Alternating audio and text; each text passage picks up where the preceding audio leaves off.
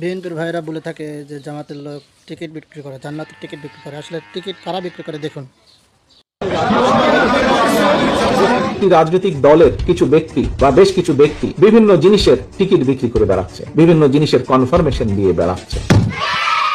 আমরা ধানের শীষে ভোট দিলে আমরা জান্নাত পাবো, এটা আমরা বলতে পারি।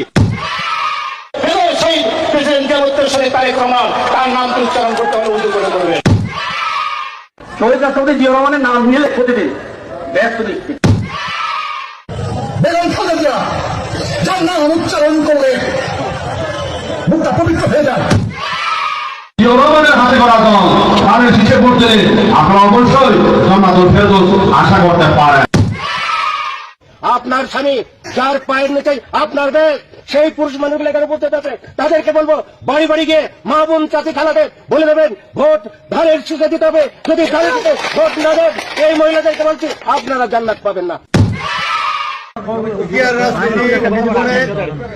আমি মক্কা মনে করি সাধারণ তুদুরির এই বাড়ি থাকি। যারা পার্লামার্কে ভোট দিবে বরং এরা দুজনে যাওয়ার সম্ভাবনা বেশি। বিভিন্ন বাড়িতে যাইয়া আমাদের ধানের শীষের পক্ষে কথা বলবে। দলের সমাজকে শান্ত রাখার জন্য জিয়া রহমান কি করেছেন? দেশমাতা খালেদা জিয়া কি করেছেন? আমরা বলি কি জানেন, তোমরা নয় বরং শহীদ জিয়ার দল বলেই ব্যস্ত যেতে পারবা। কেন? শহীদ জিয়া ধর্মের জন্য অনেক কিছু করেছেন। আপনারা কেউ ভোট না করলাম না।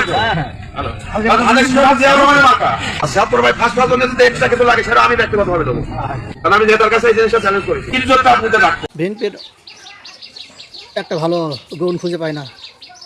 আমি গ্যারান্টি দিলাম, বিএনপি কর্মী ভাইদেরকে বললাম, বলেন আপনাদের দলের কি ভালো ভালো গুণ আছে, আপনি যে বলতে পারেন তখন আমার বলেন।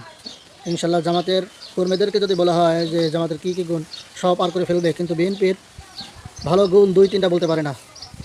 বলেন দেখি আপনার দলের বিএনপির ভালো 3টা গুণ বলে যান কমেন্টে যদি পারেন।